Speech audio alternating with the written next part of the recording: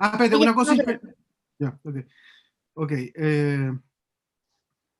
Bueno, buenas tardes a todas y a todos a esta última sesión de este taller que desgraciadamente se acaba porque ha sido súper interesante, entretenido, muy buenos expositores, expositoras y muy buen público además.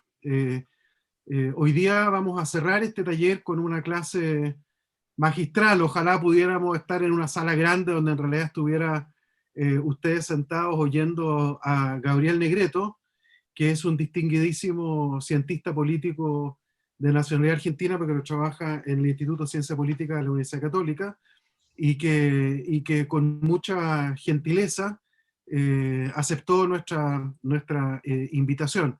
Gabriel es un académico de Fuste, tiene un libro publicado, la verdad, hace poco, el 2019, no, 2013, la primera edición, pero se hizo muy famoso, que aquí está, se llama La política del cambio constitucional en América Latina, entonces viene como anillo al dedo, diríamos, en Chile. Gabriel probablemente conoce ese dicho, tenerte acá y poder oír tus reflexiones sobre nuestro proceso de cambio constitucional en Chile.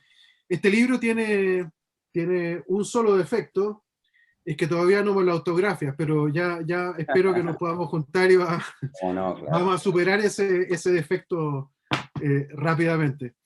Eh, Bien, entonces yo como coorganizador de este seminario junto con Diego Pardou, que no sé si está entre el público. Diego es muy discreto, se mete entre el público y no necesariamente sube entre los panelistas. Quisiera agradecerle a ustedes por la participación, a todas y a todos, a Mauricio, mi jefe directo, que va a cerrar el seminario al final, también por el apoyo entusiasta de Mauricio y de los dos decanos.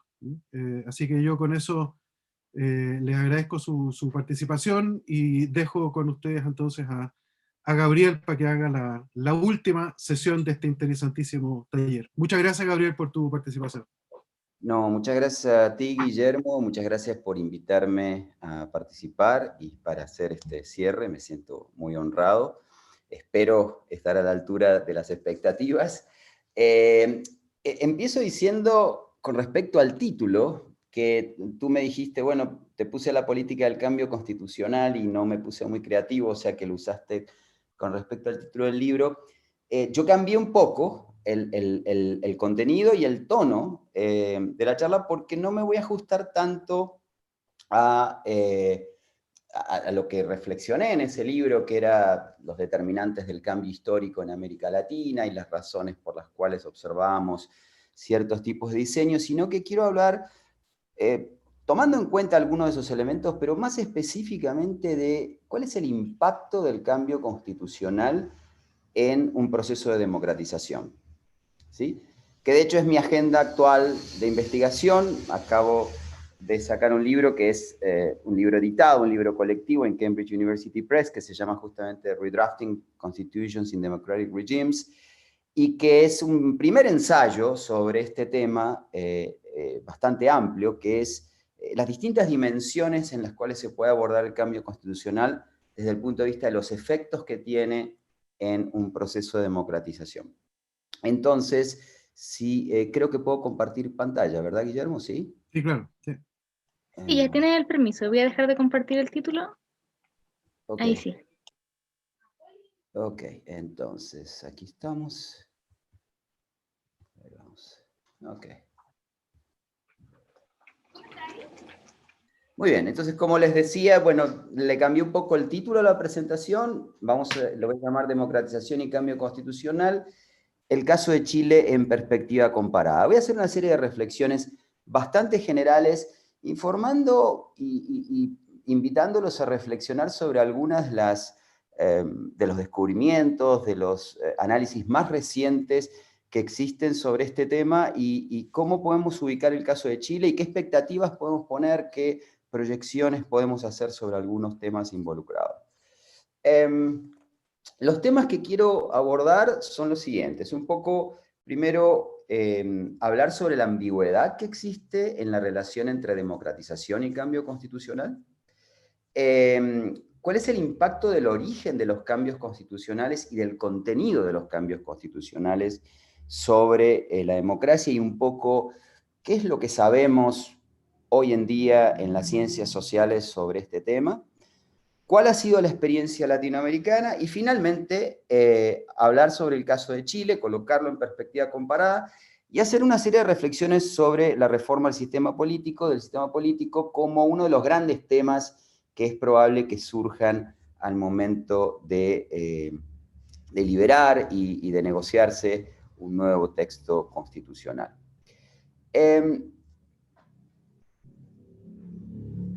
Sea cual sea la expectativa que nosotros tengamos desde el punto de vista teórico, académico, lo cierto es que los cambios constitucionales están íntimamente ligados a los procesos de democratización. Es decir, que la mayor parte de los procesos de democratización, y por proceso de democratización entiendo tanto las transiciones de un régimen autoritario a uno democrático, como los casos en los cuales se reemplaza una constitución dentro de un régimen democrático ya existente, normalmente con el propósito de profundizar ciertos aspectos de una democracia que usualmente se estima deficiente o inadecuada en uno o varios aspectos. Para que tengan una idea de cómo ha evolucionado históricamente esta asociación, entre 1900 y 2010 se adoptaron nuevas constituciones en 93 de las 141 transiciones a la democracia que tuvieron lugar en el mundo. Es decir, estamos hablando de un 66%. Claramente la mayoría de las transiciones han sido acompañadas por la adopción de una nueva constitución. Cuando no se adoptó una nueva constitución, no estamos hablando de que tampoco todos los otros casos han sido restauraciones de viejas constituciones, sino muchas veces adopción o readopción de la constitución preexistente con reformas profundas, ¿no? La frecuencia con la cual se han reemplazado constituciones en regímenes democráticos ya existentes es menor, pero es un fenómeno lo suficientemente importante como para prestarle atención, y en este periodo, entre 1900 y 2010, 21 países reemplazaron sus constituciones dentro de un régimen democrático, contado como régimen democrático establecido aquel que tenga al menos 5 años de vigencia. Si ampliáramos y pensáramos en 1, 2, 3 años, es decir, ya democracias más jóvenes todavía, o más recientes, se amplía el número. En el mismo lapso de tiempo, es decir, entre 1900 y 2010, se adoptaron 24 constituciones en procesos de transición democrática y 9 dentro de un régimen democrático de al menos 5 años de vigencia. Algunos de estos casos a los que me refiero dentro de un régimen democrático ya existente son varios de los casos más discutidos y más resonados en América Latina, muchas veces por razones no positivas, como es el caso de Venezuela o el caso de Ecuador. Ecuador me refiero particularmente al de 2008, pero también incluye otras instancias que ocurrieron en el pasado, como por ejemplo la Constitución de 1967 en Uruguay, en el contexto de un régimen democrático. Esto ya en el periodo previo a la tercera ola de democratización. El objetivo de las transiciones, típicamente, y esto es para pensarlo como una suerte de factor común o como un común denominador, ¿cuál fue? Bueno, eliminar legados autoritarios y permitir elecciones libres y equitativas. Dentro de las democracias, el objetivo más común ha sido mejorar la rendición de cuentas de los representantes y ampliar derechos ciudadanos. Por supuesto que hay otras cuestiones de detalle que se han discutido y que se discuten en muchos reemplazos en regímenes democráticos, pero esto es para poner un factor, un elemento generalizador. Ahora, si observamos luego lo que ha ocurrido con la relación entre los cambios constitucionales y la democratización, vemos que la relación es en sí mismo indeterminada. Si observamos los casos, los efectos que esto ha tenido, aunque sea más o menos dándole una visión muy muy impresionista al fenómeno, ¿no? Entonces, por ejemplo, acá muestro una tabla con los 25 casos que ha habido de cambio constitucional dentro de regímenes democráticos de 5 o más años de antigüedad.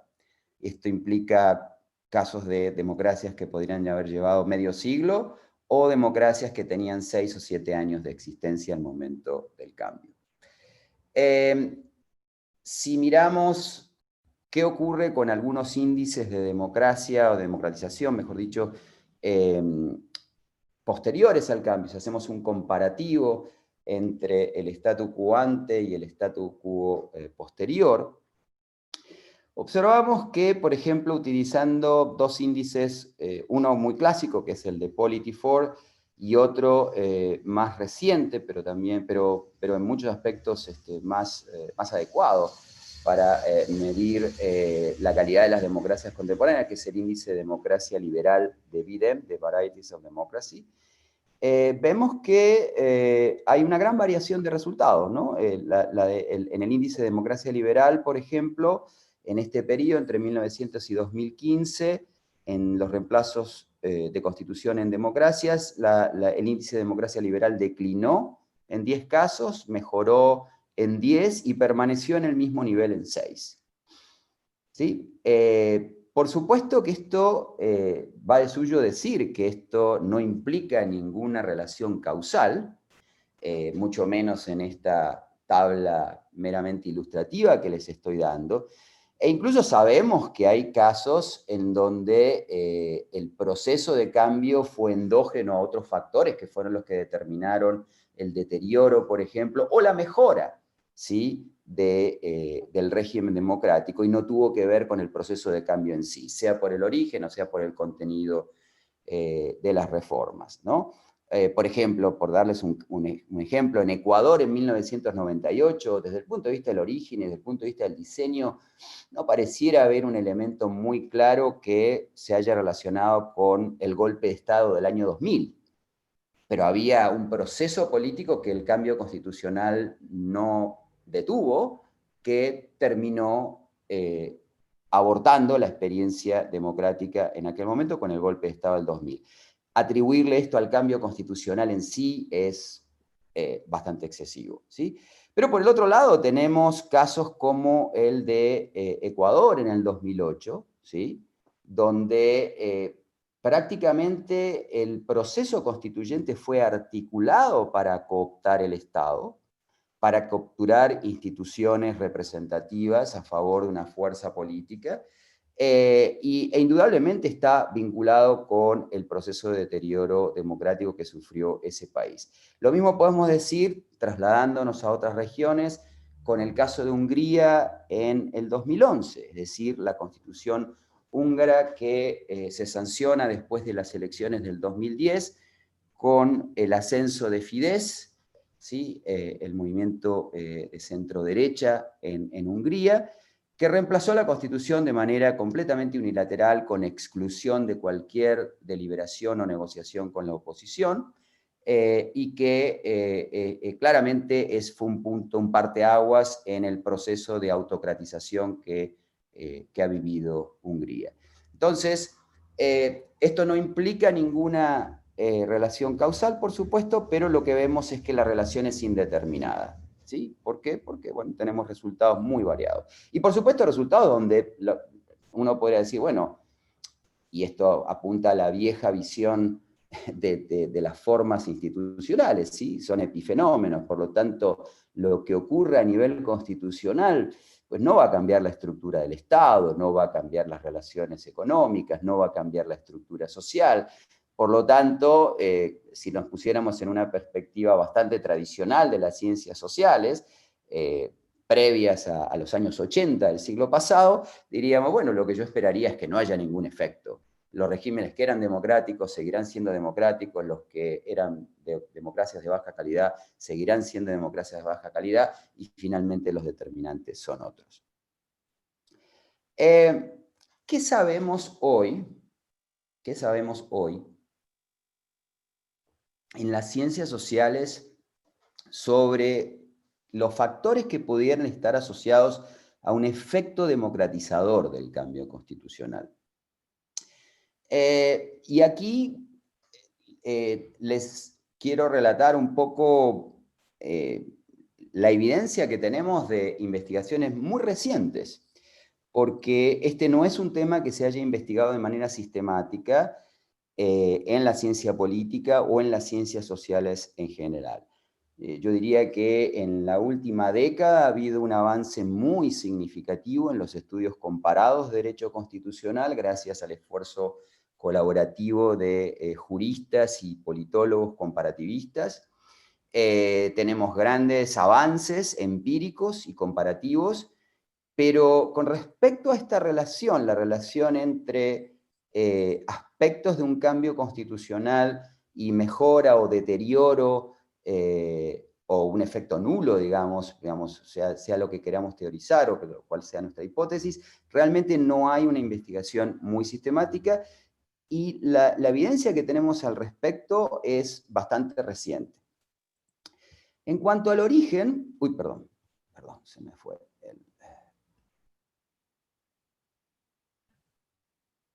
Sí. En cuanto al origen, hay una literatura que ha discutido en los últimos años, digamos, cuál es el impacto, por ejemplo, de las negociaciones entre partidos, cuál es el impacto de la participación popular. No ha habido una investigación muy sistemática, pero un trabajo, por ejemplo, que va a salir en el segundo número del American Political Science Review, que escribí con Mariano Sánchez Talanquer. Ahí hacemos un análisis desde 1900 a 2015 de todos los cambios constitucionales en el mundo. Analizamos los cambios según si fueron aprobados por negociaciones plurales entre grupos y fuerzas políticas distintas, con distintas bases de representación, y comparado esto según el nivel de participación popular que hubo en referendos, en cabildos, en distintos tipos de canales de participación, controlando por un montón de factores económicos, sociales, temporales, etc. Y, por ejemplo, lo que encontramos es que los cambios deliberados y negociados por una pluralidad de fuerzas políticas con representación efectiva de los principales grupos y divisiones sociales son el factor que hace una diferencia significativa, tanto desde el punto de vista estadístico como sustantivo, en cuanto a obtener una mejora posterior a la sanción de una nueva constitución. Acá yo les pongo complementado por una amplia participación popular durante el proceso. Esto no lo comprobamos empíricamente, pero tampoco lo descartamos porque hay evidencia cualitativa suficiente para sostener que cuando la participación popular, y aquí estoy pensando en los distintos canales de participación popular, se da por votación, es decir, referendo, y o por mecanismos deliberativos, como pueden ser consultas o envío de proyectos, debates, etc. Cuando esto complementa una participación, un pluralismo político en el momento de la deliberación y la negociación, esto es muy probable que termine beneficiando al proceso de democratización. Pero el efecto significativo más claro está dado por el pluralismo representativo. En este trabajo nosotros hacemos varias presuposiciones que viene a cuento mencionar para el caso de Chile. Por ejemplo, nosotros estamos asumiendo que el sistema representativo funciona. Es una gran presuposición, ¿sí? ¿Qué queremos decir con esto? Que las fuerzas que están negociando en la tabla de negociación, o sea, en la mesa, en el proceso constituyente, realmente tienen poder de articular los intereses de distintos grupos sociales diferenciados. Y que tienen base de apoyo al respecto. Esto obviamente sabemos que en muchos casos, sobre todo de cambios dentro de un régimen democrático ya establecido, que justamente el cambio se busca a los efectos de mejorar una representación que está dañada, esto no es cierto.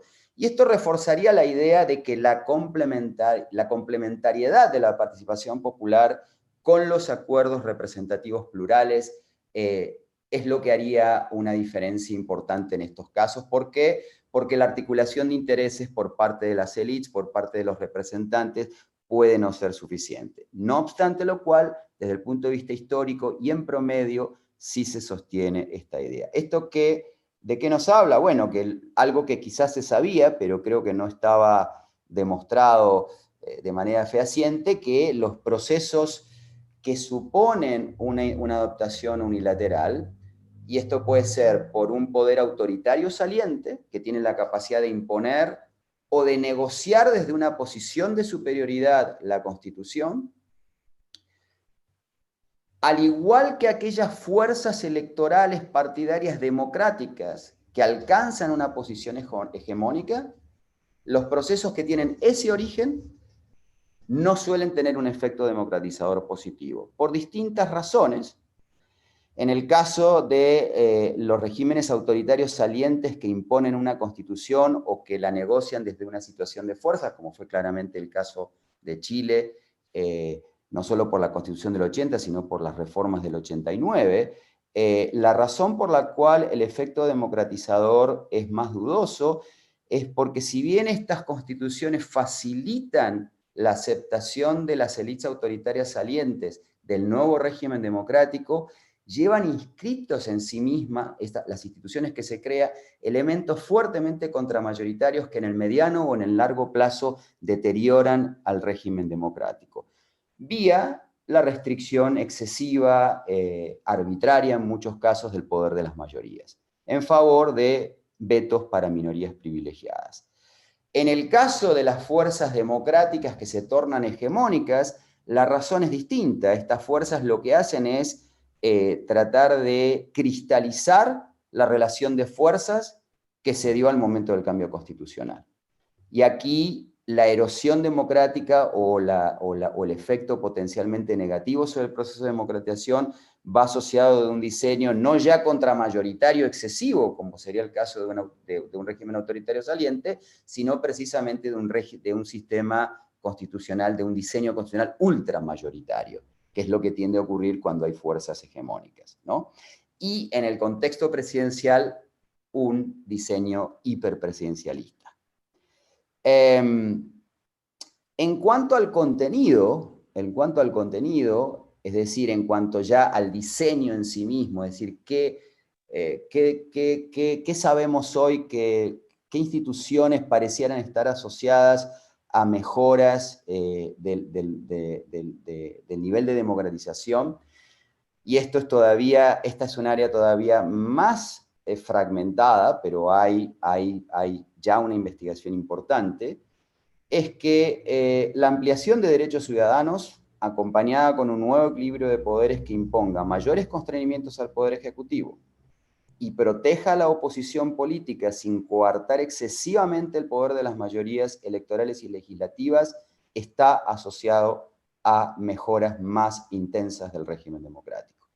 Hay un trabajo muy interesante de Graham, Miller y Strong, que salió publicado en American Political Science Review en el 2017. Ellos hacen este análisis para cambios constitucionales que se dieron en situaciones de conflicto, de guerra civil, es decir, es una base más restringida, pero muestran claramente que los diseños de poder compartido, los diseños más de tipo consensual, que se asocian a democracias más estables posteriores a los cambios constitucionales, no son las que aumentan el poder de veto minoritario en la Constitución, ni en el proceso legislativo, ni tampoco en la distribución de poder territorial. Son aquellas que fortalecen el poder judicial, fortalecen los derechos de grupos vulnerables, ¿sí? Y que entran en lo que ellos llaman un diseño de constreñimiento del poder del Estado. Y no es diverso, es distinto del modelo consociacional, por así decirlo, donde todos los grupos tienen una parte de su decisión en el proceso y que por lo tanto casi se diluye la distinción entre gobierno y oposición. Hay un trabajo también de Albertus y Menaldo del 2018 que muestra que las constituciones de origen autoritario con fuerte componente contramayoritario se asocian a democracias de menor calidad y sobre todo con mayores niveles de desigualdad y conflictividad.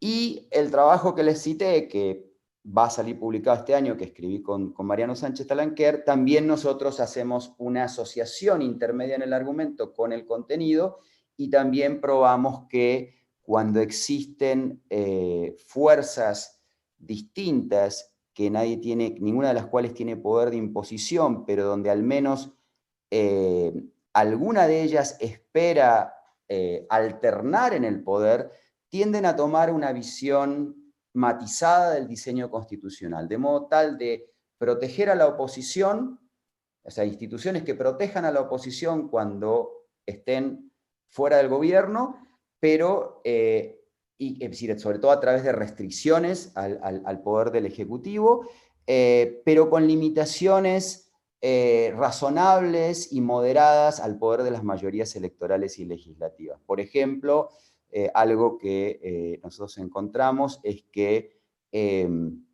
los orígenes más pluralistas políticos no se asocian con el bicameralismo asimétrico, con el bicameralismo simétrico, es decir, donde una segunda cámara existe, si el origen de la Constitución fue plural, la segunda cámara tiende a ser menos poderosa que la primera. Vale decir que el diseño es o bien unicameral, o cuando es bicameral, tiende a ser un bicameralismo en el cual la primera cámara se impone sobre la segunda. El bicameralismo simétrico está asociado con constituciones de origen no plural y sobre todo con constituciones de origen autoritario. Para darles, por ejemplo, un dato. Pero esta es una investigación en curso, así que esta es una evidencia fragmentada que está en este trabajo y de hecho no hace al corazón de todo el análisis. Después hay un elemento que quiero mencionar, pero solamente porque desde el punto de vista lógico hay que mencionarlo, que es el origen y el contenido de las constituciones. Obviamente no acaba la historia acerca de cuál es el impacto de un cambio constitucional sobre el proceso de democratización, porque tenemos que tener en cuenta que las instituciones formales pueden convertirse en letra muerta o aplicarse hasta cierto punto o aplicarse de manera desigual, ¿sí? Y acá la evidencia que tenemos hasta el momento, o que existe en algunos trabajos recientes, es que lo que favorece la implementación efectiva de derechos ciudadanos, de protecciones a la oposición, es el mantenimiento de un balance equilibrado de apoyo electoral y de influencia institucional entre gobierno y oposición, y la autonomía y fortaleza de las organizaciones de la sociedad civil. Es decir, no es un descubrimiento deslumbrante, porque es algo que esperaríamos, pero bueno, es un dato que me interesaría o me interesa compartir con ustedes. No me voy a referir ahora, a partir de ahora, al problema de la implementación, porque no es algo que se escapa al análisis, y voy a tratar de quedarme entre la dimensión de origen y contenido. ¿Qué ha ocurrido en la experiencia latinoamericana? A ver, los cambios más regresivos que conocemos históricamente, tanto en etapas previas como en años más recientes, han sido impuestos por una fuerza política ascendente en un contexto de descomposición del sistema de partidos precedente. Y estos casos combinaron justamente falta de pluralismo político a nivel de la élite con amplia participación popular. Es más, casi hay una relación estadísticamente inversa. A mayor exclusión desde el punto de vista representativo, mayor participación popular. O al menos, digamos, se correlacionan negativamente, ¿no? El prototipo de este tipo de cambios plebiscitarios es la Constitución Argentina de 1949, que fue el modelo del cambio constitucional plebiscitario en América Latina, ¿sí? Los cambios más recientes que emularon a ese precedente histórico son los de Venezuela del 99 y Ecuador en el 2008. ¿Sí? Es decir, esto se relaciona un poco, para traerlo al contexto latinoamericano, con lo que hablábamos antes de pluralismo político como un factor democratizador al momento de diseñar y de sancionar una nueva constitución, ¿no? Durante las transiciones a la democracia, tomando el periodo 78-90, si pensamos desde el punto de vista del contenido, ya me había adelantado un poco a esto, pero muchos regímenes autoritarios salientes dejaron instituciones tendientes a limitar la democracia. Es difícil hacer una evaluación anacrónica, extemporal o puramente normativa sobre este tema, porque también la evidencia es que, histórica, es que muchas veces esas instituciones que no son agradables, que introducen vetos de minorías privilegiadas, de poderes no electos y demás, son en un momento, en una coyuntura determinada, el elemento clave,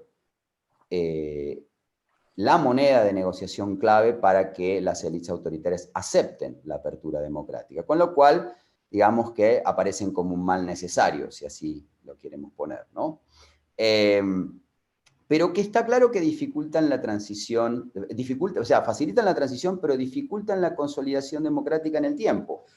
Si, por ejemplo, tomamos, si tomamos en cuenta este trabajo que les mencioné de Alberto Simenaldo, acerca de el carácter elitista de la mayor parte de las democracias que surgieron con este origen de fuerzas autoritarias que lograron imponer o negociaron desde una posición de superioridad fuertes candados contramayoritarios, y la idea de que esto produce con el tiempo mayor desigualdad, produce desafección de los ciudadanos con respecto a la política democrática y demás.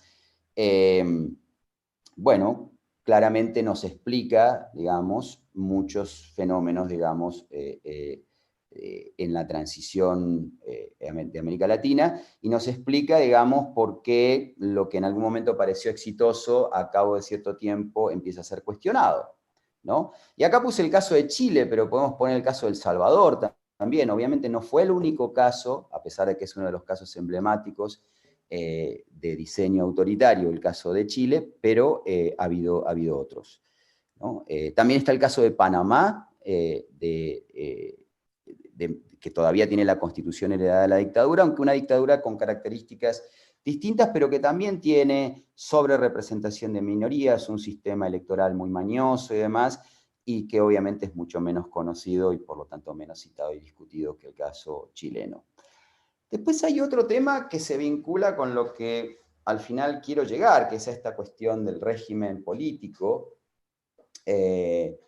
aunque es mucho más amplio que esto, pero que tiene que ver con la pregunta, digamos, qué tanto los diseños, las instituciones adoptadas pueden haber favorecido o no al proceso de democratización. Y lo que se observa, y aquí sí me refiero mucho a esta investigación que yo hice al momento en que publiqué este libro, La política del cambio constitucional, es que los diseños en América Latina han incluido, sobre todo en la última etapa, elementos potencialmente contradictorios en cuanto a sus efectos, ¿no?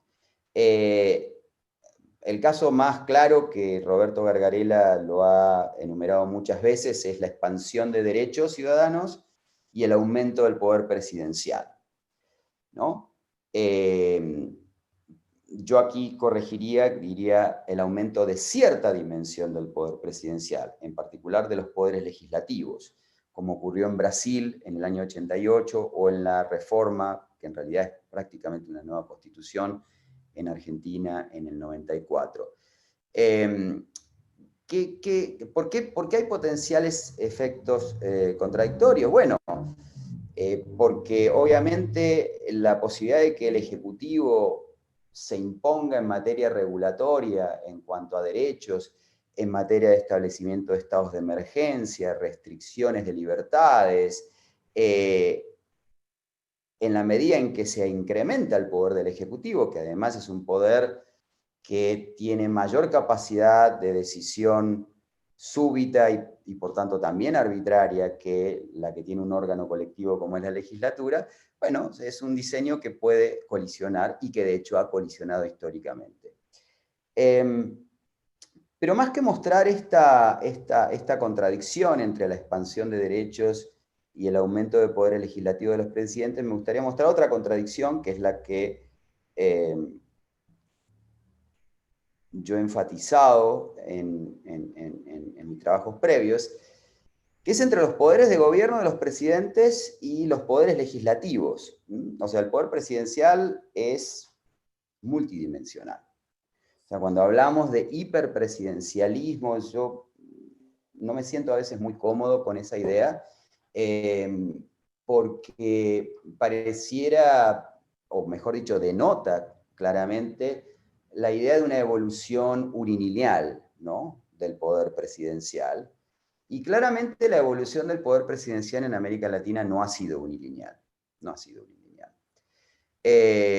Vemos, por ejemplo, que en materia de poderes de gobierno, ¿qué me refiero con poderes de gobierno? Poderes de nombramiento de la justicia, poderes de nombramiento de autoridades regionales o locales, poderes de nombramiento en la administración y, por supuesto, poderes de nombramiento en materia de gabinete, es decir, el control que tiene el presidente sobre el gabinete, ha declinado con el tiempo de manera sistemática. Esto es una línea de regresión simplemente entre el tiempo y valores en un índice de poderes de gobierno que claramente muestra claro, con mucha dispersión, pero donde la línea de regresión es claramente descendente, ¿sí? Es decir, han tendido a disminuir los poderes de gobierno de los presidentes con el tiempo. En cambio, cuando analizamos los poderes legislativos, vale decir, el poder de introducción de leyes, de iniciativa exclusiva de ley, de decretos, de presupuesto, la relación es mucho más impactante y aquí es mucho más clara la asociación entre el tiempo y el incremento de estos poderes. Y esto se sostiene a través de distintos periodos democráticos. El proceso de democratización de fines de los 70, comienzos de los 80, no acelera radicalmente el incremento de los poderes legislativos, pero ciertamente no lo disminuye, no declina, ¿sí? Es decir, que los poderes legislativos de los presidentes o bien se mantuvieron o bien tendieron a aumentar.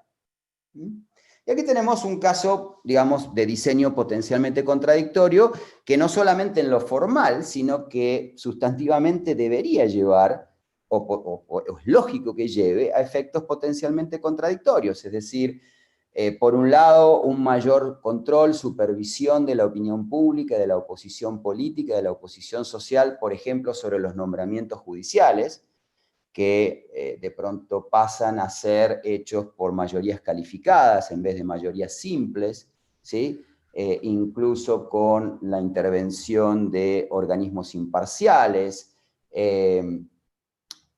¿no? Esto hace, por ejemplo, que aumente la probabilidad de nombramientos de jueces independientes que a su vez pueden en su momento obstaculizar o bloquear la política del Ejecutivo.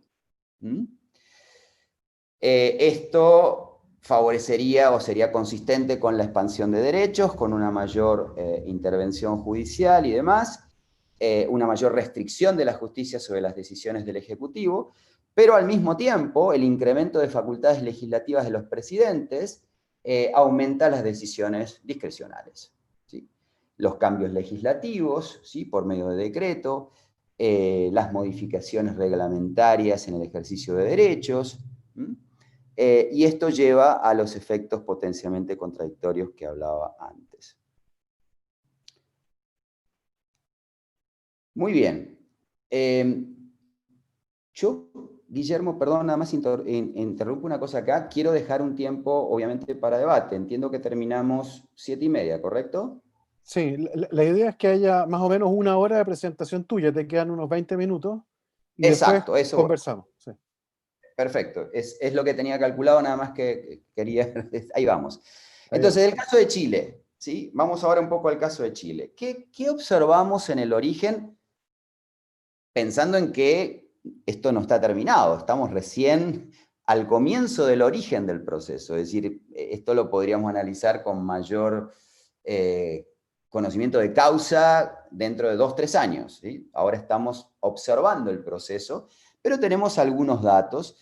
Y en relación a la evidencia que yo les mostraba o que les señalé que existe en las ciencias sociales, yo diría que hay ciertas características claramente positivas, sobre todo porque emparentan al proceso constituyente chileno con casos que uno quisiera emular a nivel comparado, y lo separan de los casos, digamos, más negativos que hemos tenido, sobre todo en nuestra región en épocas recientes. Entre esas características positivas, yo señalaría la activación del proceso por un acuerdo multipartidario, me estoy refiriendo obviamente al acuerdo del 15 de noviembre del 2019, continuidad legal. Alguien me preguntaba hace un tiempo si esto era una característica exclusiva de Chile y yo dije no, esto es bastante frecuente, de hecho es lo que se observa en la mayor parte de los reemplazos constitucionales en democracia. Lo que sí es muy curioso de Chile es el excesivo detalle con que se reguló en la Constitución el proceso, ¿sí? Prácticamente los otros casos se han delegado, digamos, han establecido en la Constitución a través de una enmienda la posibilidad de sancionar una nueva Constitución, pero luego se delega a una ley que va a sancionar el Congreso todos los aspectos relativos a la convocatoria de la convención, funcionamiento, proceso de decisión y otras cosas. Luego tiene que ser completado por, obviamente, el reglamento de la convención. Pero el detalle con que se ha regulado en la última enmienda constitucional es notable. Pero creo que es un aspecto que lo emparenta a los casos más exitosos, digamos, desde el punto de vista comparado. Un cuerpo constituyente sin atributos soberanos, que eso es la Convención Constitucional y que es distinta de muchas perspectivas que se tuvieron originariamente o hace unos años en Chile sobre la Asamblea Constituyente, ¿sí? Aquí la Convención Constitucional está regulada como un cuerpo constituido, no tiene atributos de soberanía. Esto se visualiza por que no pueden alterar nada relativo a los poderes electos, y porque además tienen limitaciones establecidas en el propio proceso, en el propio proceso de reemplazo. La aprobación por mayoría calificada, que es también bastante frecuente en los procesos comparados, sobre todo de reemplazo constitucional en democracia. Aproximadamente la mitad de los casos, de 25 casos que yo he recolectado entre 1900 y 2015, la mitad, 12 de ellos, han tenido procesos de decisión por mayoría calificada, ¿sí? Y participación popular, que en el caso hasta ahora ha sido regulada por voto, es decir, por el referendo de inicio y por el referendo de cierre o de ratificación. Bueno, ¿cuáles son los desafíos desde el punto de vista del origen? Y que son temas que vamos a visualizar muy prontamente.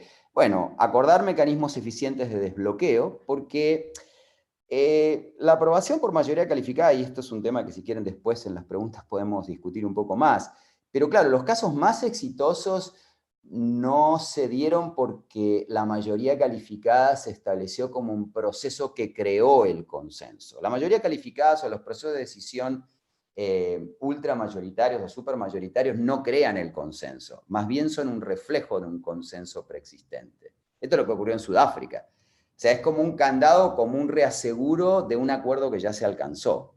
Entonces, obviamente, siempre existe el riesgo de la polarización, ¿sí? Y de la dificultad en llegar a acuerdos para obtener, por ejemplo, 2/3 de la totalidad de los miembros de la convención. Entonces, creo que un punto fundamental, un desafío va a ser acordar mecanismos eficientes de desbloqueo. Me parece que la idea de la hoja en blanco es una idea en muchos aspectos falaz y en otros aspectos me parece peligrosa. De hecho, me gustaría acá mencionar muy rápidamente que he estado revisando procesos constituyentes similares al caso chileno, como por ejemplo el caso de la Constitución colombiana, e incluso las constituciones más repudiadas o que, digamos, está muy claro el consenso acerca de reemplazarla, no conozco casos en donde se haya planteado partir de cero. ¿Sí? Es decir, la idea de que existe una hoja en blanco, o sea, yo creo que está bien desde el punto de vista de la negociación política y de la idea de que si no se llega a un acuerdo, entonces continúa la Constitución vigente, pero encierra aspectos complejos y delicados. Entonces, creo que tiene que haber un acuerdo sobre aspectos de la Constitución que no pueden quedar sin definir, ¿sí? Y esto también lo vamos a ver muy prontamente. Y yo creo que también grandes principios de diseño. ¿Mm? Es decir, creo que tendría que haber un acuerdo acerca de, no del detalle, pero por ejemplo, más allá del sistema republicano, democrático, que esos son principios muy abstractos, ¿sí? Pero por ejemplo, en relación al presidencialismo, el régimen presidencial, en cuanto a bicameralismo, en fin, ese tipo de cosas, yo creo que tendría que haber un acuerdo relativamente pronto antes del detalle. ¿Mm? Y además de esto, otro desafío es definir mecanismos de participación popular distintos del voto, que permitan canalizar demandas y legitimar el resultado. Porque lo que está claro aquí es que, y esto lo hago, lo conecto con lo que había dicho antes, yo creo que es un requisito sine qua non y es claramente positivo que se dé un acuerdo plural y representativo a nivel del diseño, de la negociación, de la deliberación, pero claramente el caso de Chile tiene una aguda crisis de representación en donde la legitimación del resultado y la socialización del resultado, la educación cívica acerca de la importancia de los cambios y por qué estos cambios van a producir una mejora o en qué sentido se conectan de manera positiva y efectiva con las demandas iniciales va a ser crucial. En cuanto a los contenidos,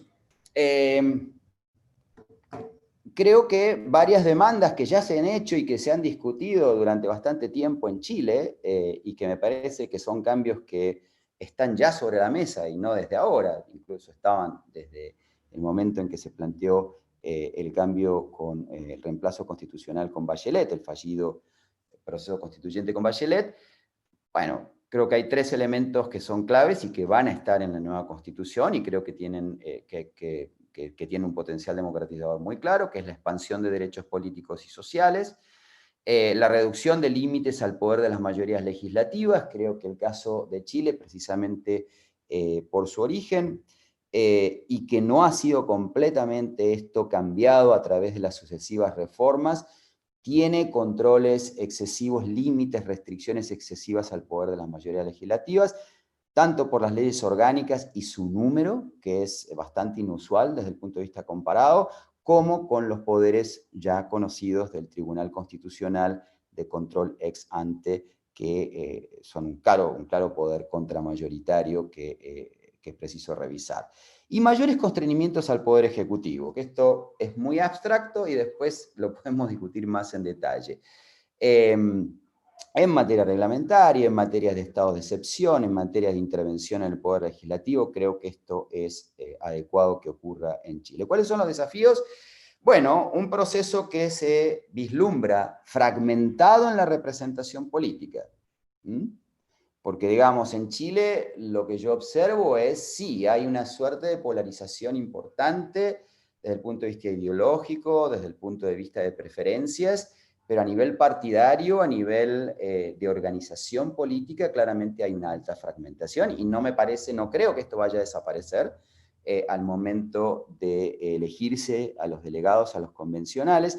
Y entonces, dados los requisitos de consenso que va a requerir la nueva Constitución, bueno, ¿cuál es el principal desafío? Evitar diseños incoherentes, ¿no? Que se dan a través del intercambio de votos. Esto es en cierta medida inevitable y es parte de la realidad política de la mayor parte de los procesos constituyentes, pero que en el caso de Chile va va a estar presente, ¿no? Y que va a haber que tener cuidado, digamos, en el proceso de que no se desarticulen todas las negociaciones para llegar a acuerdos. Evitar reformas que puedan generar aprobación popular, pero que tienen efectos dudosos o negativos sobre la representación. Hay una tendencia en América Latina bastante fuerte, que se ha ido agudizando con el tiempo, y sobre todo en los últimos años, de ciertas reformas que se adoptan con un claro interés partidario de corto plazo por parte de ciertos grupos, buscando congraciarse con las demandas ciudadanas y la crítica a la representación, pero que tienen efectos dudosamente positivos o a veces lisa y llanamente negativos. Por ejemplo, la reducción del tamaño del Congreso, irreflexiva.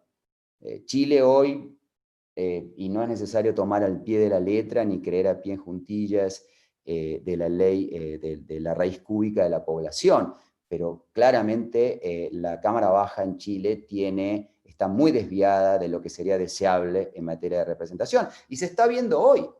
En la medida en que la Convención Constitucional va a tomar el mismo sistema, o bueno, reformado, complementado con los independientes, con la paridad, mejorado, sin duda mejorado, pero la capacidad que tiene este sistema electoral, con el tamaño que tiene el Congreso, de diversificar la representación como la requiere hoy Chile, es muy limitada. Entonces, por ejemplo, plantear reformas como reducción del tamaño del Congreso simplemente para congraciarse con una demanda que podría generar aplauso es cuestionable. Y hay muchos otros elementos, ¿sí?, que están aquí en juego. Por ejemplo, la limitación de la reelección legislativa también tiene ciertos problemas, en fin. Y hay otras reformas en este sentido que son cuestionables. Y esto habría que evitarlo porque puede existir la tentación, ¿no?, de adoptar estos mecanismos de maneras irreflexiva o al calor de las presiones populares. Perdón, y lo mismo con los mecanismos de participación popular, ¿sí? Porque los mecanismos de participación popular son una caja muy amplia y en algunos aspectos muy negras, hay de todo, ¿sí? Entonces, también son instituciones que suelen verse bien, pero que hay que mirar el detalle y que también representa un desafío el poder deliberar razonable y pausadamente sobre qué es lo más adecuado. En cuanto al sistema político, que con esto quiero terminar, porque obviamente no puedo abarcar en esta charla muchos temas de contenido, pero este es un tema de contenido de los más abarcativos, si se quiere, y que tiene un linaje académico, intelectual e incluso político de debate en América Latina muy largo y muy respetable, ¿no? Abandonar el régimen presidencial, esta era una pregunta que nos hicimos todos los estudiantes de ciencia política al calor de los trabajos de Juan Lins, y después todas las iteraciones que tuvo este debate, que hoy descansa un poco, quizás porque la gente se aburrió de discutir el tema, pero que fue muy fuerte, pero muy fuerte en los primeros procesos de los años 80, o los procesos de los años 80, sobre todo en el caso de Argentina y en el caso de Brasil. También se discutió bastante en Colombia, en el 90, se discutió mucho también en Bolivia, en un proceso abortado en los años 90, pero claramente los dos países en donde hubo procesos constituyentes que debatieron más intensamente y por más tiempo el cambio del régimen presidencial fueron Brasil y Argentina. Brasil en el contexto de la Constitución del 88 y Argentina en el contexto de los cambios que presentó el Consejo para la Consolidación de la Democracia en los dictámenes del 85 y el 87, y que abrió todo un debate que luego se cerró finalmente con la reforma del 94, que no cambió el régimen presidencial, pero que tomó un cierto camino que es bastante común en los cambios constitucionales que han habido en América Latina. A ver, ¿cuál es la evidencia que tenemos comparada? Y no solamente comparada, yo diría teórica, porque aquí tenemos evidencia empírica, pero también hay argumentos muy fuertes normativos. Los regímenes parlamentarios con reglas electorales incluyentes, multipartidismo, unicameralismo o bicameralismo asimétrico, y con gobiernos con potestades efectivas para legislar, como por ejemplo Alemania, son superiores al parlamentarismo mayoritario, al estilo anglosajón, al estilo del Reino Unido, y claramente con respecto al presidencialismo en cualquiera de las formas que se les ocurra, que se nos ocurra. Por lo tanto, a la pregunta de ¿sería deseable cambiar el régimen presidencial? Yo creo que no hay duda alguna, al menos a mí no me cabe duda alguna. Yo he visto debates en los cuales se ha defendido el régimen presidencial. En algún momento un libro que sacaron en el 97, Sugar y Mainwaring, trataron de defender los principios por los cuales sería deseable un régimen presidencial, como la claridad de la responsabilidad, sí, ciertamente, porque a diferencia de un régimen parlamentario multipartidista, donde no queda claro de entrada qué gobierno se va a elegir, porque hay que pasar por el proceso de investidura, donde tiene que haber negociaciones para que se forme un gobierno de coalición, y luego ex post, la votación también genera problemas de asignación de responsabilidad, porque en gobiernos multipartidistas es más difícil de asignar responsabilidad cuando uno va a votar sobre si reelegir o no a esos gobiernos. A mí me parece que no son convincentes esos argumentos, me parece que el régimen presidencial genera una falsa claridad de responsabilidad, en todo caso, porque genera una figura presidencial que aparece muy atractiva, muy importante, muy focal al momento de la elección, pero justamente ese es el gran problema, porque es un gigante muchas veces con pies de barro, ¿no? Es decir, un presidente que no tiene los poderes de cambiar muchas cosas que respecto a las cuales se tiene expectativa que van a cambiar. Problemas de representación, obviamente ese me parece que es el argumento más fuerte y que creo que no hay ningún estudio que lo haya refutado, en cuanto a que, lo que sí se ha mostrado es que incluso en situaciones de bloqueo, un régimen presidencial no es más proclive a caer o a ser derrocado que un régimen que no sufre una situación de bloqueo. Vale decir, cuando hay una división, un gobierno dividido, en donde el presidente tiene poder de veto, pero hay una mayoría legislativa opositora.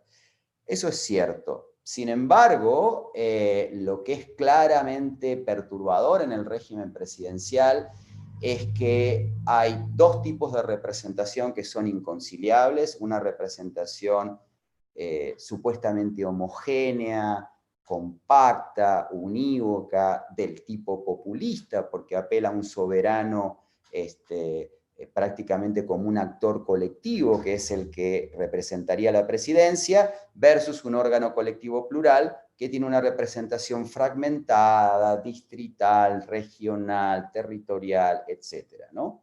Y eso es un problema que no lo tiene o no lo tiene prácticamente ningún régimen parlamentario como tal. Lo que sí puede haber es gobiernos divididos, obviamente, en un régimen parlamentario.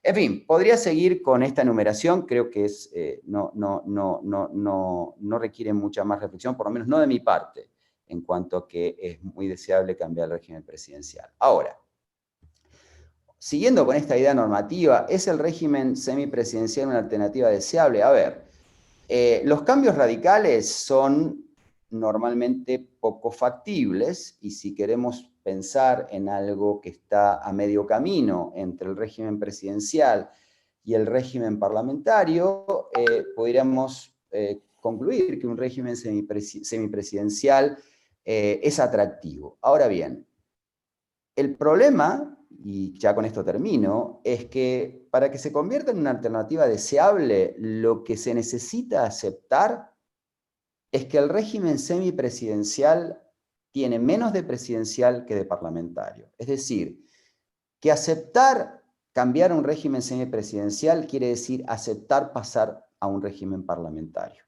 Y esto es algo que los políticos que negocian cambios constitucionales y muchas veces los propios ciudadanos que participan en debates no tienen en claro. La mayor parte de los políticos que participan en estos debates y que han vivido bajo un régimen presidencial piensan al semipresidencialismo como una variante del presidencialismo, y esto es un error muy grave.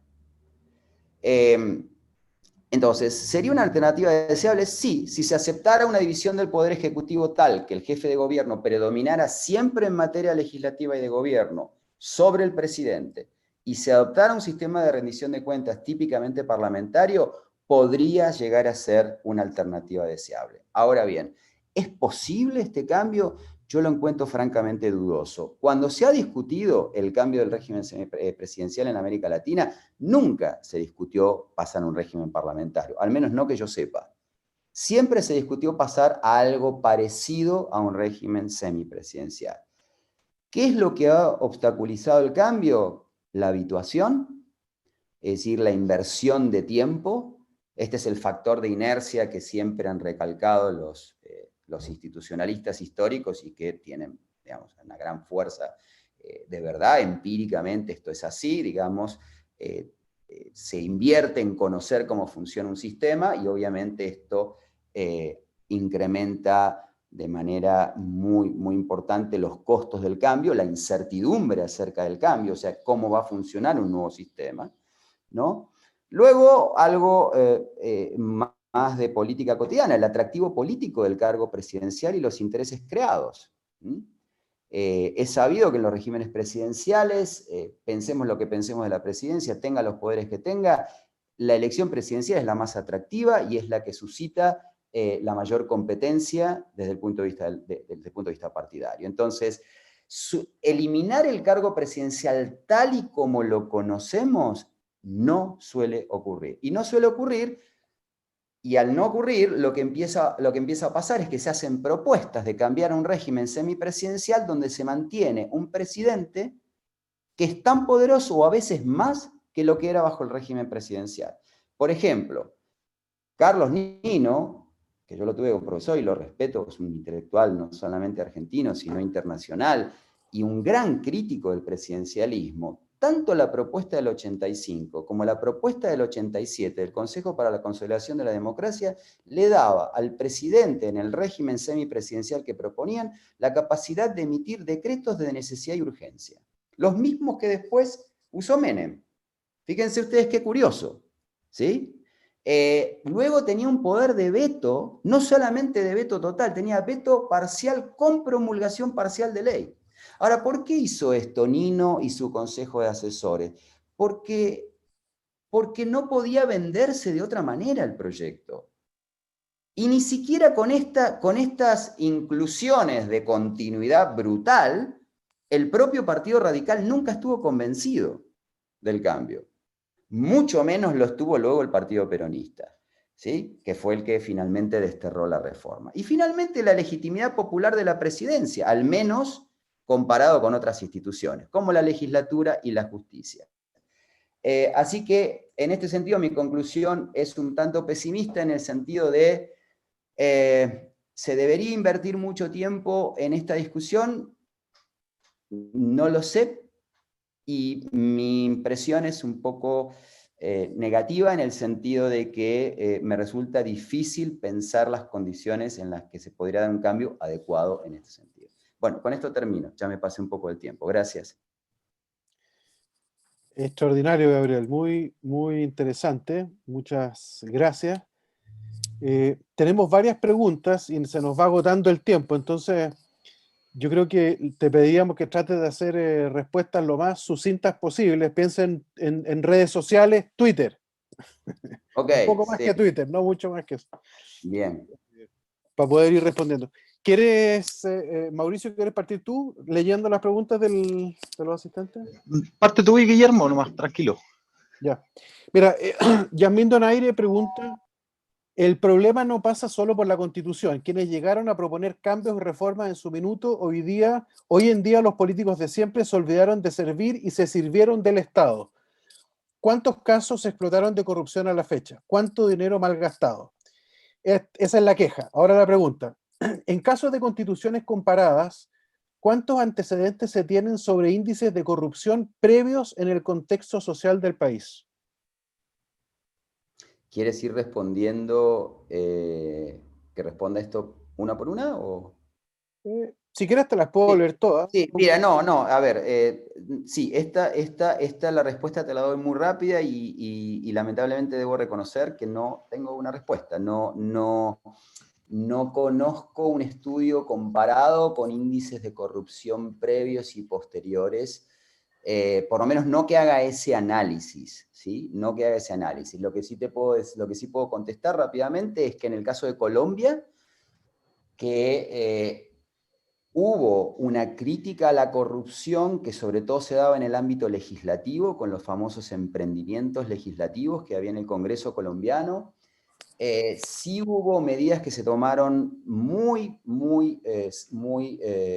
directamente para combatir esto, y que en un principio aparentemente produjeron resultados positivos, pero que luego en el tiempo la percepción fue que no habían resultado. Pero así un análisis comparado no tengo una respuesta sistemática, ¿no? Pablo Morris tiene una, una pregunta interesante. Dice, ante la falta de mecanismos de participación ciudadana incidente durante el proceso de cambio constitucional, ¿cuáles son los poderes fácticos que en la experiencia latinoamericana típicamente acaban tomando el control del proceso? Bueno, a ver, típicamente los poderes fácticos que han intervenido en la mayor parte de los procesos constituyentes en América Latina han sido, por un lado, los militares, cuando se trataban de procesos de transición. Por ejemplo, en el caso de Brasil, dicho sea de paso, Sarney, que se oponía a la reforma del régimen presidencial, o sea, al cambio a este régimen parlamentario semipresidencial, en verdad, de hecho, utilizó a las Fuerzas Armadas en su momento para que hicieran declaraciones contrarias, tipo amenazas veladas, ¿sí?, acerca de cambiar al régimen presidencial. Y después, ya de manera más permanente, porque digo, las Fuerzas Armadas ya no tuvieron, después de los 90, no tuvieron más influencia, por lo menos no visible, en materia de cambios constitucionales. Bueno, los grupos económicos, ¿sí? Ahora, los grupos económicos y después también los poderes locales. Los grupos económicos a veces tienen una participación más o menos visible. Por ejemplo, en Argentina, los grupos económicos en el 94 hicieron declaraciones durante la constituyente, por ejemplo, en cuanto a lo negativo que sería una expansión de derechos sociales. En el caso de Perú, eso fue un cambio autoritario, pero también hubo grupos económicos vinculados al fujimorismo que hicieron lobby muy intenso para que se adoptara una constitución que no incluyera, mejor dicho, que quitara derechos sociales de la vieja constitución del 79. Y luego los poderes locales, a esto me refiero sobre todo en los casos de sistemas federales, los gobernadores, ¿sí?, a través de las instancias partidarias, han tenido una influencia. Los sindicatos tuvieron influencia en los primeros procesos de transición, pero esto ha ido, como en otros aspectos de la vida económica y política, han tenido cada vez menos influencia, ¿sí? Vanessa, desde Cañete, en la 8ª región, tiene dos preguntas y son bien importantes. La primera dice, cuando planteas que puntos tales como el bicameralismo debieran acordarse antes, la primera cosa es antes de qué, y quiénes debieran acordarlo en el contexto en que los partidos políticos están absolutamente deslegitimados y por ende los políticos de ambas cámaras. Entonces, ¿cómo se puede llegar a un acuerdo con gente que está deslegitimada? Una pregunta de Vanessa. Y después hay un segundo... No, esa pregunta separada, me parece que vale la pena responderla solo.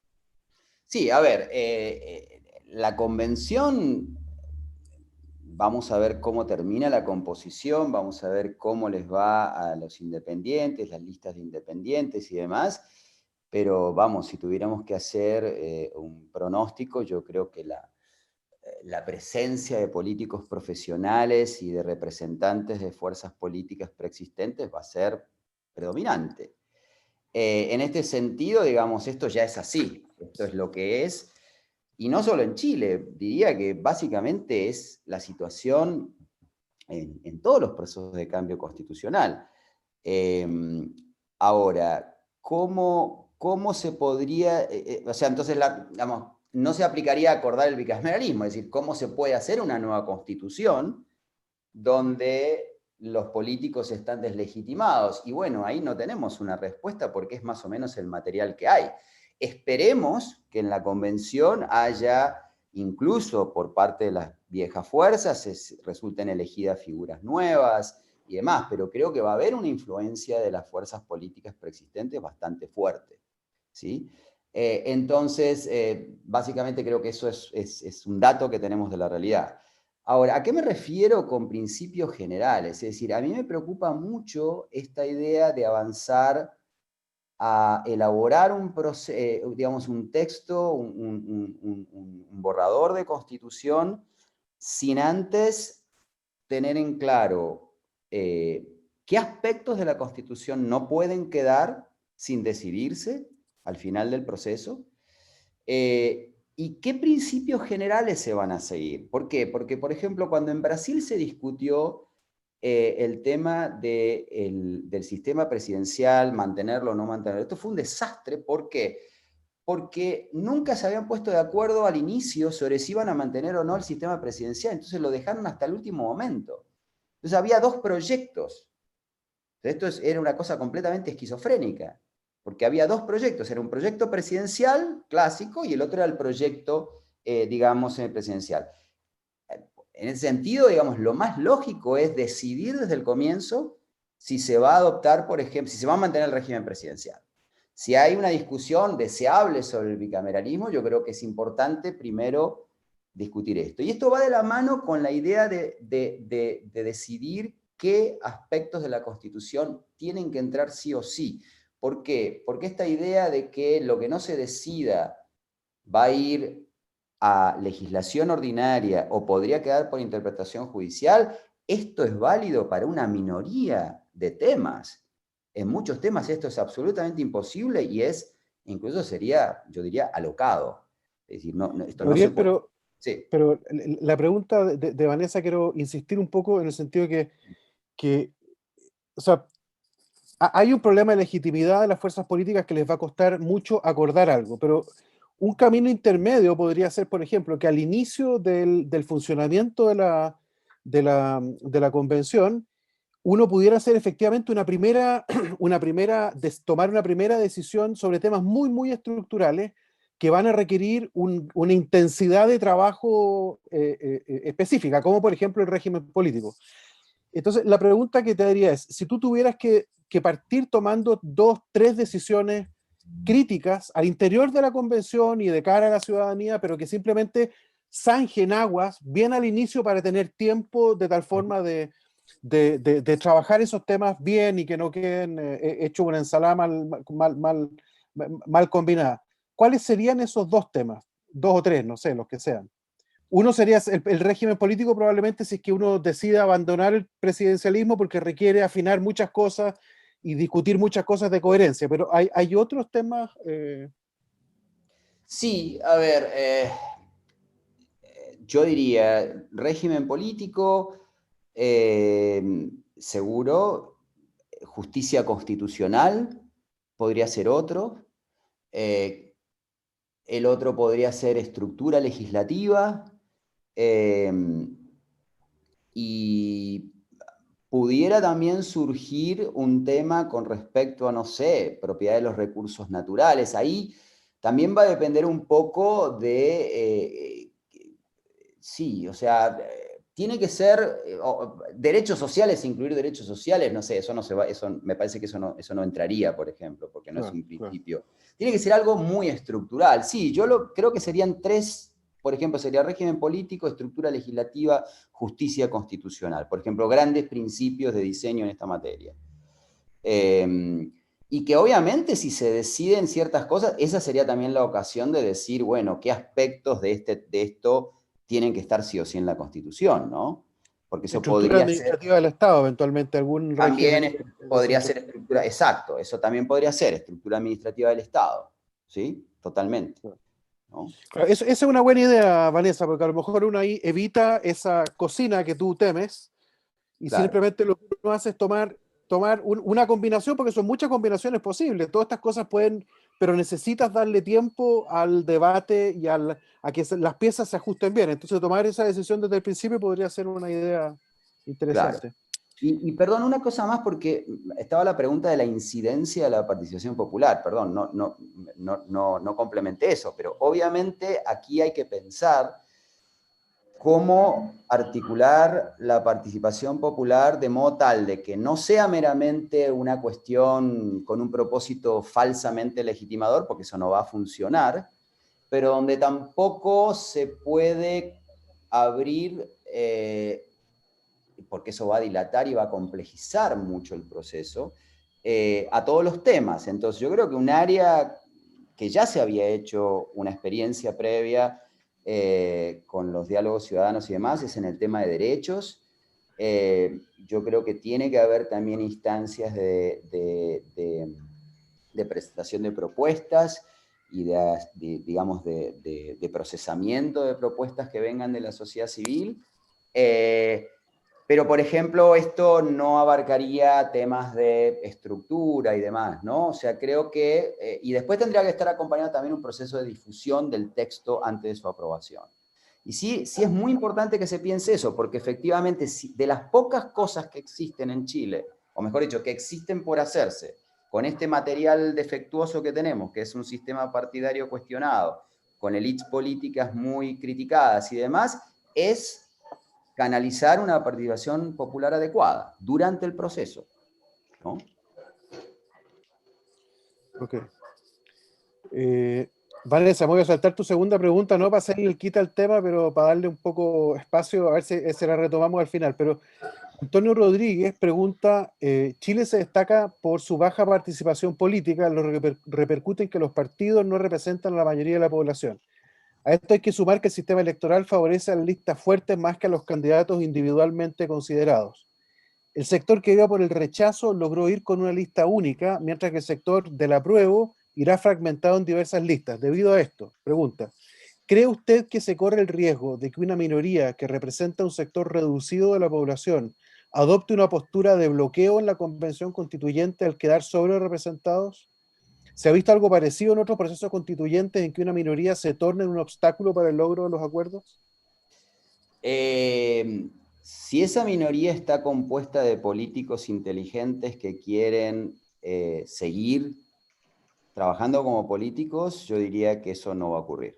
Y creo que yo apostaría que eso no es lo que quisiera jugar la derecha a un bloqueo, porque esto sería un suicidio político, claramente. Es decir, lo que sí obviamente van a hacer jugar a los efectos de que tampoco sean pasados por encima, pero digamos, yo creo que una minoría que busque en este contexto, viniendo de un estallido social, de un fuerte cuestionamiento, de un posible declive electoral, jugar al bloqueo es un suicidio político que yo pensaría que no lo van a hacer. Alejandro Gutiérrez, me salto una segunda pregunta también de Antonio, que van para el final.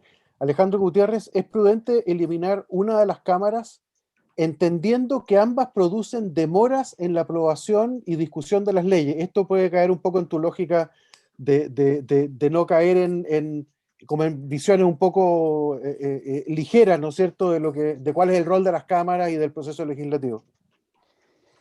A ver, aquí yo no sé, todavía no he visto las propuestas partidarias, no sé si va a haber, porque esto también es un problema de cómo se van acumulando propuestas, ¿sí?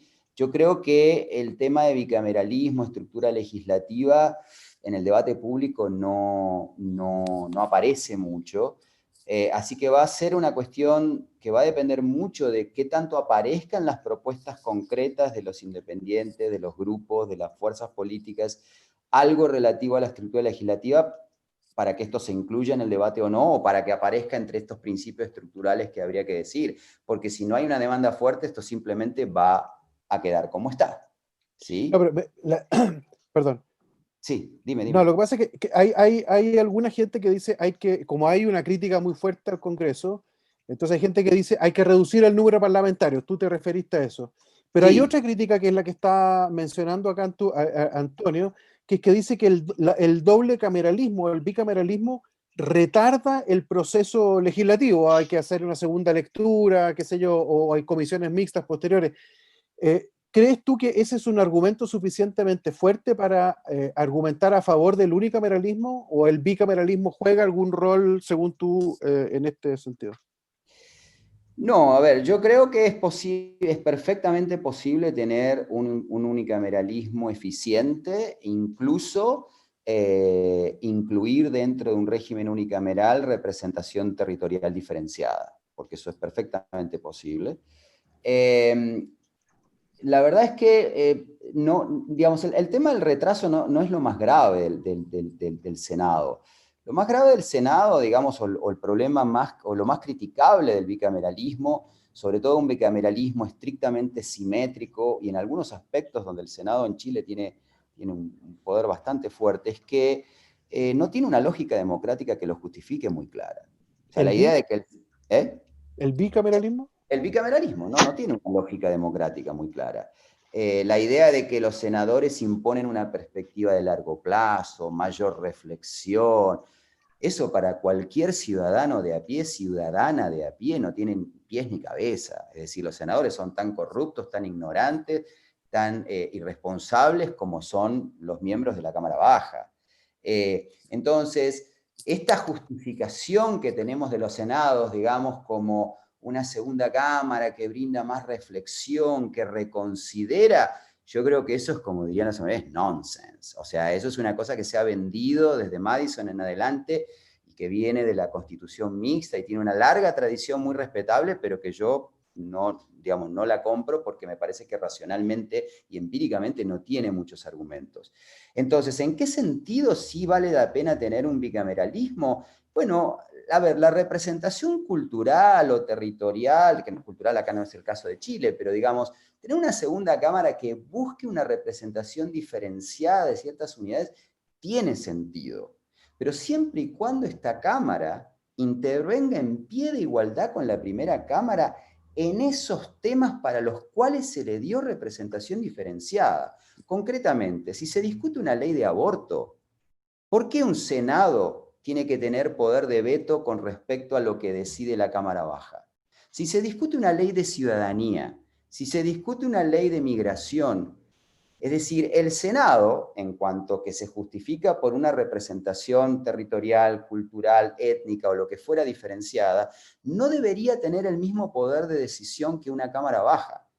Es decir, yo creo que el bicameralismo puede tener sentido siempre y cuando el bicameralismo se justifique en una representación claramente diferenciada de entidades territoriales, entidades culturales, grupos étnicos y demás, pero donde el poder de intervención no sea paritario e igualitario al de la Cámara Baja. No puede bloquear, y en ese sentido también se evitan retrasos, porque efectivamente todo el sistema de circulación entre Cámara Baja y Cámara Alta para leyes de interés general de política pública, el Senado no tiene ninguna justificación. Yo eso me he cansado de decirlo toda mi vida en las clases de Derecho Constitucional y de Diseño. Por eso decía, es decir, un bicameralismo al estilo alemán, por ejemplo, o al estilo más frecuente en los parlamentarismos, donde la segunda cámara tiene poder de intervención o de opinión, pero no puede bloquear, sobre todo no puede bloquear en aquellos temas que son ajenos a su representación diferenciada. ¿Se podría pensar en Chile? Sí, se podría pensar en Chile, se podría pensar en Argentina, se podría pensar en prácticamente la mayoría de los bicameralismos que tenemos en América Latina que no tienen mucho justificativo. Y si fuéramos a reducir el Congreso, bueno, yo claramente estaría mucho más a favor de subir la Cámara Baja y eliminar la segunda Cámara que reducir las dos cámaras, ¿sí? Por ejemplo.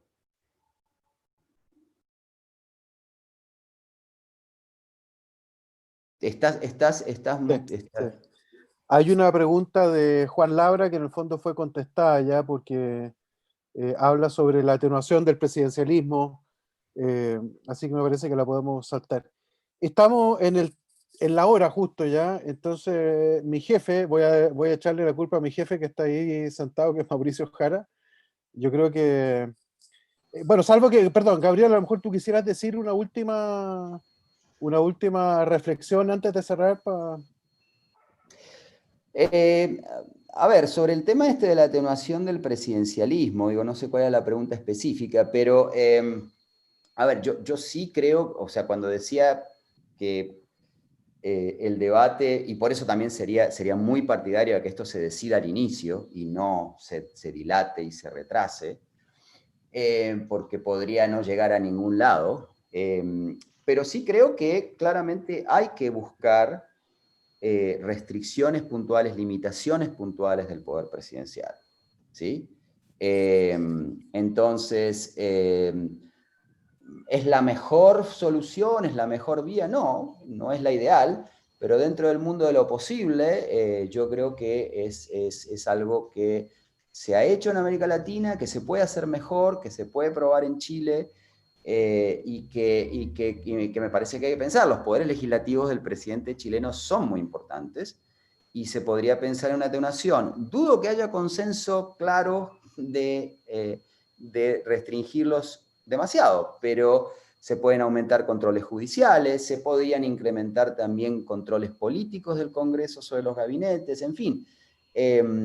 Yo sí sería partidario de eso, siempre y cuando otra vez se piense en una idea más o menos homogénea y no en negociaciones aisladas que después se juntan, porque eso sí puede resultar en un Frankenstein, que muchas veces ocurre, pero bueno. Perfecto. Muchas gracias, Gabriel. Creo que ha sido una extraordinaria sesión, muy rica, y al menos yo aprendí mucho. Imagino que todos también. Muy buena, sí. Muchas gracias, igual, Gabriel. Bueno, muchas gracias, Guillermo, muchas gracias, Mauricio, y bueno, gracias a todos los participantes, que no los he podido ver, pero sé que están por ahí. Y perdón si no pude responder a todas las preguntas, pero pues ya espero tener otra oportunidad en otra instancia de seguir debatiendo con ustedes. ¿Ok? Muchas gracias, Gabriel. Muchas gracias. Muchas gracias. Un Si abrazo. quieres, te puedes quedar Abrazo. lleno de Sí, honor. Sí. como es Gabriel Negreto, y le agradecemos su participación. Yo quisiera, a nombre de la Facultad de Economía y Negocios, agradecerle a Diego y a Guillermo por invitar a tan buenos panelistas y por la organización del evento. Y quisiera darle la palabra a ellos para finalizar esto. Después vamos a dejar los micrófonos abiertos al público en general, si es que quiere dar algún tipo de opinión respecto al curso. No sé, Tania, para el que quiera hablar, se le va a abrir el micrófono para que dé su impresión sobre el taller, qué le ha parecido, qué cosas pueden faltar en este taller, y todas esas cuestiones que son relevantes para nosotros ir mejorando en el tiempo como facultad y entregar los mejores conocimientos a la gente. Como nosotros dijimos, este curso es una manera de acercar la Universidad de Chile a la gente. Era un curso que prácticamente a muchos no se le cobró, y en general principalmente estaba enfocado a que cualquier persona se pudiera acercar y tomarlo.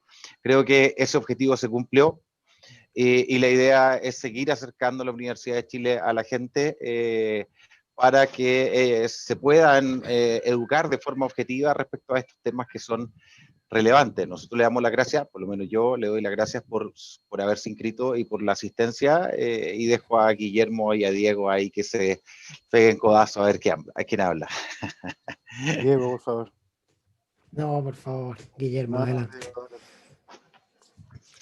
No, yo, bueno, a todos los participantes, a todos nuestros relatores, 1.000.000 de gracias por hacerse el tiempo de, de, de venir a contarnos sus distintas áreas de especialidad. Yo creo que ahí tuvimos la suerte de que siempre nos dijeran que sí, personas muy especialistas en lo que venían a relatar.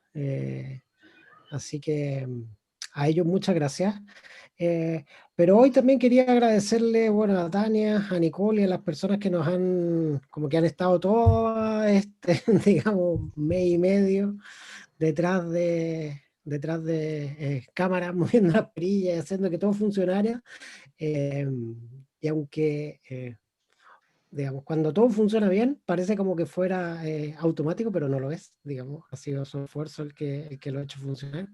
Así que gracias a ellas dos que de alguna manera, si bien es cierto, la tarea de hablar con los relatores y tratar de coordinarlo era de Guillermo y mía, esa tarea se ha hecho infinitamente más sencilla, producto, digamos, del esfuerzo de ellas dos. Oye, y una cosa importante, A no los- solamente a ellas dos, disculpa que te interrumpa un segundo, sino que a todo el equipo Sí. de marketing de la Escuela de Posgrado que ha hecho la promoción del programa, y por su parte también a la gente del EXEN y de la Facultad de Derecho que participó en esto. Eso. Ya, continúa, Eso. Diego, disculpa por interrumpirte. No, está muy bien. Y bueno, y a los participantes, eh, creo que la mayor parte de ellos van a terminar jugando algún rol en la constitución, o sea, en la asamblea constituyente. Así que bueno, los que van a elecciones, la mejor de las suertes, los que van a estar más bien en los equipos de los candidatos y de los convencionales, eh, también la mejor de las suertes en su, eh, en su tarea, y ojalá les haya servido esto como un punto de partida para su trabajo. Eso, por mi parte.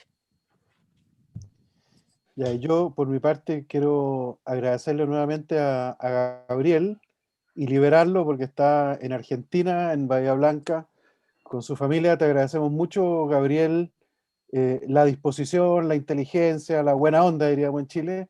Y como decía Diego, lo más probable es que tu opinión sea muy relevante, no solo para nosotros, creo que en el proceso chileno tu reputación y tu calidez va a ser muy importante. Así que te agradecemos mucho y sí, siéntete libre de salir si quieres, porque ahora vamos a subir a todos a la plataforma y entonces va a armarse una pequeña conversación cruzada, un poco incoherente quizás.